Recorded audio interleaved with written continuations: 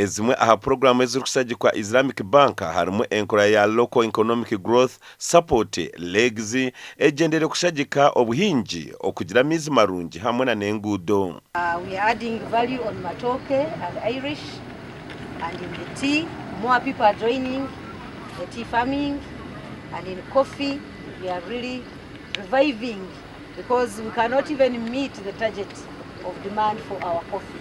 Minister Simire Islamic Bank okushagika okora enguto hamwe na amizi marungi ebi ari kugira ngo biresere ntunguka ombyanga bitarimwe na bimwe.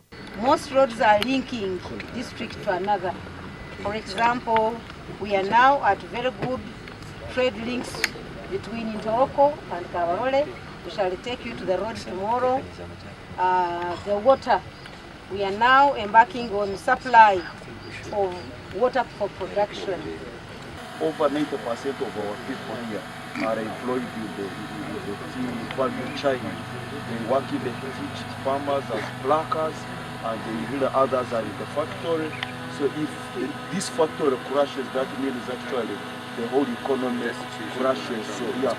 Ombyo buhinji legs ekatera habahinji enkora yo buhinji okugura bijumisa aha mihendo ya hansi okushasura biciwe kashatu na bishatu ezindi legs ekazimuteraho. Twasaba legs batunga sente mu basilamu mu Islamic Development Bank ezo sente batugurira fertilizer, then fertilizer twagiha abalimi ha subsidy runta hakasente kateito ikaba nitungo mtwaro gumu.